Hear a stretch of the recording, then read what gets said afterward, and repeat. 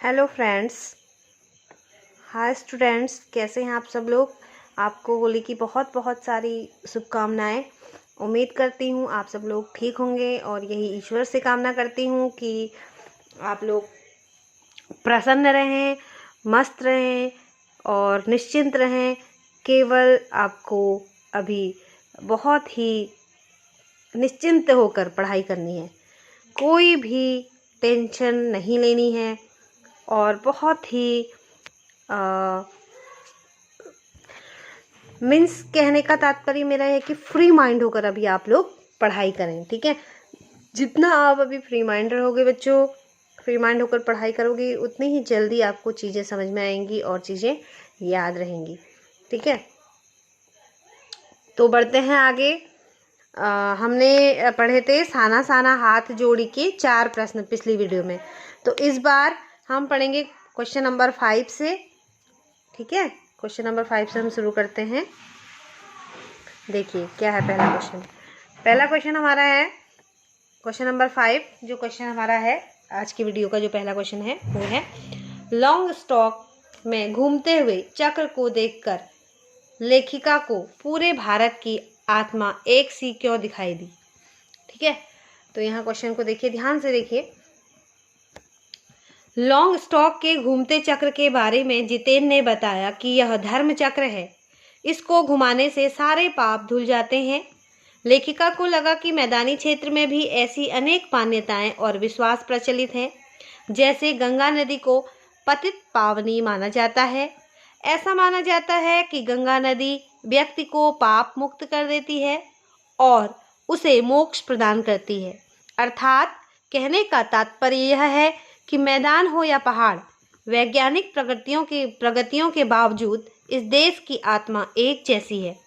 यहाँ के लोगों की आस्थाएं, अंधविश्वास, पाप पुण्य की अवधारणाएं और कल्पनाएं एक जैसी हैं। ठीक है, तो आगे देखिए।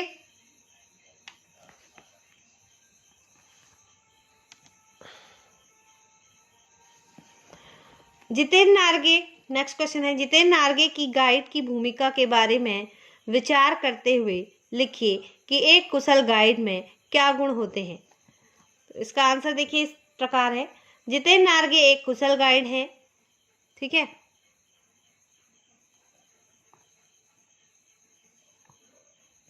वह गाइड कम ड्राइवर है। वैसे तो पर्यटक वाहनों में ड्राइवर और गाइड अलग अलग होते हैं, परंतु गाइड के ड्राइवर होने से आवश्यकता पड़ने पर वह ड्राइवर की भूमिका निभा सकता है। एक कुशल गाइड को अपने क्षेत्र की प्राकृतिक एवं भौगोलिक स्थिति, विभिन्न स्थानों के महत्व तथा उनसे जुड़ी रोचक जानकारियों का ज्ञान होना चाहिए। जैसे कि जितेन ने कवि लॉन्ग स्टॉक में गाइड फिल्म की शूटिंग होने की जानकारी दी।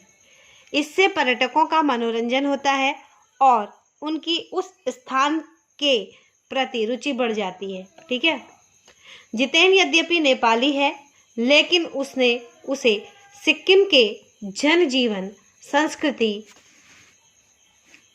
तथा धार्मिक मान्यताओं का पूरा ज्ञान है। वहाँ की कठोर जीवन स्थितियों से भी वह भली भांति परिचित है। ये एक कुशल गाइड के आवश्यक गुण हैं। ठीक है, जो एक कुशल गाइड होता है उसके वो आवश्यक गुण होते हैं कि उसको उस जगह जहाँ वो पर्यटकों को घुमा रहा है वहाँ का उसे पूरा ज्ञान होना चाहिए। तो बच्चों, आजकल तो गाइड की नौकरी भी बहुत ही बढ़िया नौकरी है। गाइड की जॉब जो करता है उसको बहुत अच्छा रिस्पांस मिल जाता है। अच्छी हमारे जो देश में देखिए, हमारे देश तो धार्मिक, ऐतिहासिक और पुरातात्विक कई प्रकार के जो हैं ऐतिहासिक चीज़ों से जो हैं भरे पड़े हैं। हमारे भारत में ऐतिहासिक स्थल हैं, धार्मिक स्थल हैं, तीर्थ स्थल हैं। धर्म और संस्कृति, सभ्यता हमारे जो देश की है सबसे प्राचीन है और सबसे उत्तम है। ठीक है, नेक्स्ट क्वेश्चन देखिए बच्चों। नहीं, अभी ये क्वेश्चन पूरा नहीं हुआ है आंसर। तो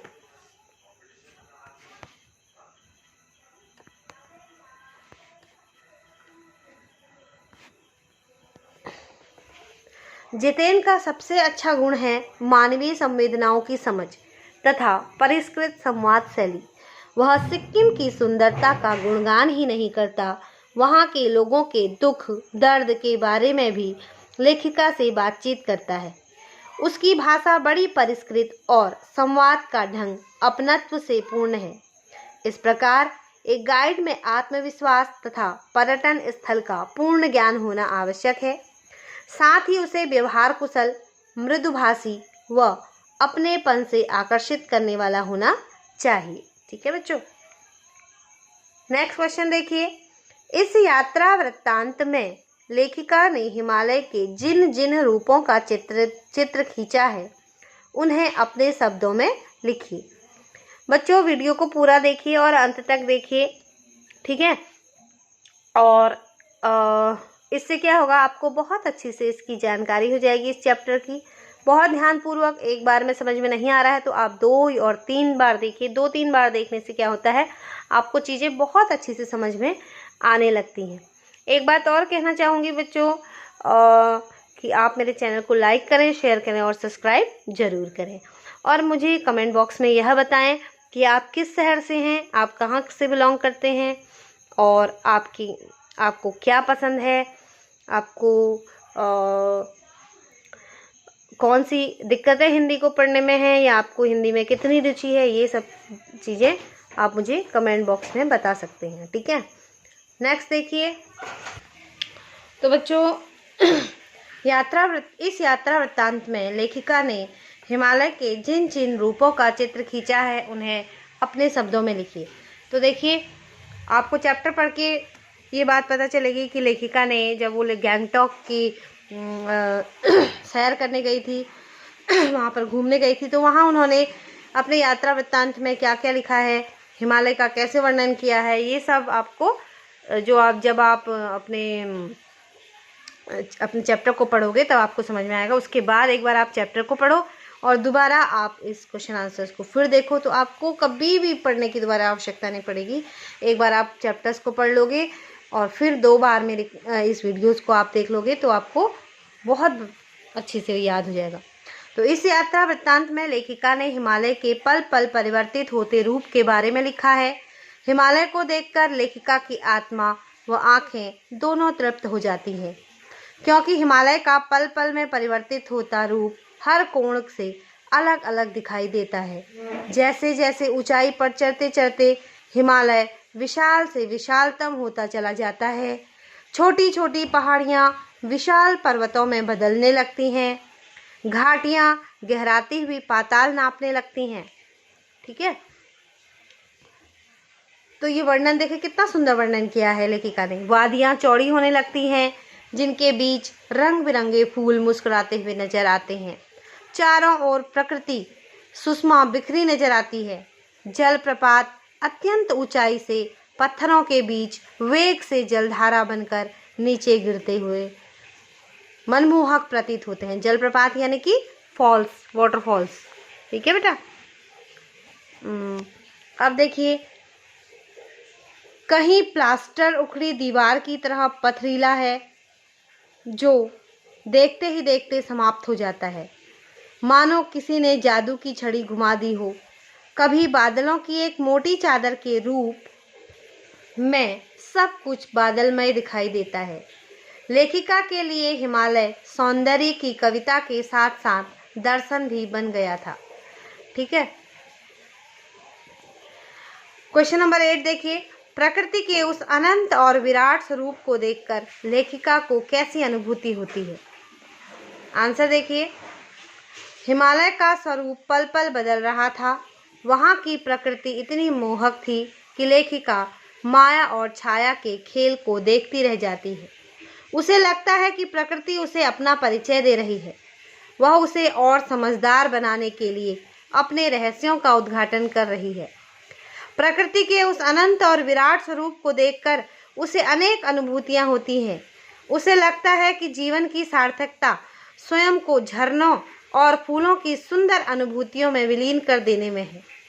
झरनों की भांति निरंतर गतिशील रहना और फूलों की भांति अपनी सुगंध फैलाना ही जीवन का सच्चा लक्ष्य है।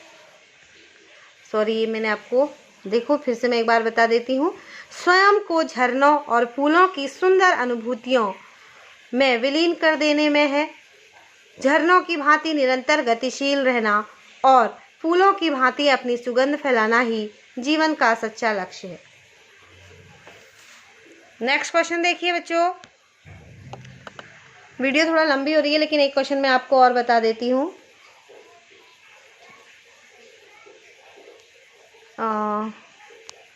प्राकृतिक सौंदर्य के अलौकिक आनंद में डूबी लेखिका को कौन कौन से दृश्य झकझोर गए?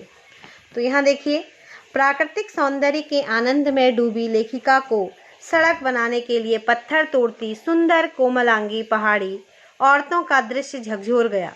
उसने देखा कि अद्वितीय सौंदर्य से अनजान कुछ पहाड़ी औरतें पत्थरों पर बैठी पत्थर तोड़ रही हैं। उनके हाथों में कुदाल और हथौड़े थे और कई औरतों के पीठ पर डोको बड़ी टोकरी में उनके बच्चे भी बंधे थे।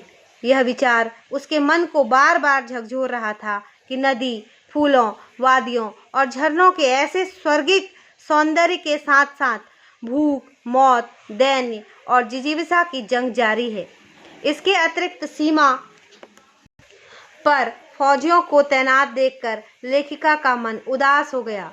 यह विचार लेखिका की आत्मा को झकझोर गया कि कड़कड़ाती ठंड में भी फौजी देश तथा देशवासियों की रक्षा के लिए तत्पर रहते हैं। हमें महानगरों में रहते हुए कभी यह ध्यान नहीं आता कि ये जवान हमारे लिए कितना कुछ करते हैं। तो बच्चों, इसके नेक्स्ट के क्वेश्चन, इसमें 6 क्वेश्चन और हैं, 16 क्वेश्चन हैं पूरे। तो 6 क्वेश्चन मैं आपको नेक्स्ट वीडियो में बताऊंगी। 4 क्वेश्चन मैंने आपको पहली वीडियो में बताए थे और 5 से लेकर 9 क्वेश्चन तक इस वीडियो में बता दिए हैं। 10 से लेकर 16 तक के क्वेश्चन मैं आपको अगली वीडियो में समझाऊंगी। ठीक है बच्चों, बहुत ही ध्यानपूर्वक आप सुने और मेरे चैनल को लाइक करें, शेयर करें और सब्सक्राइब करना ना भूलें। ठीक है, तो मिलते हैं बच्चों अगली वीडियो में। तब तक के लिए बाय।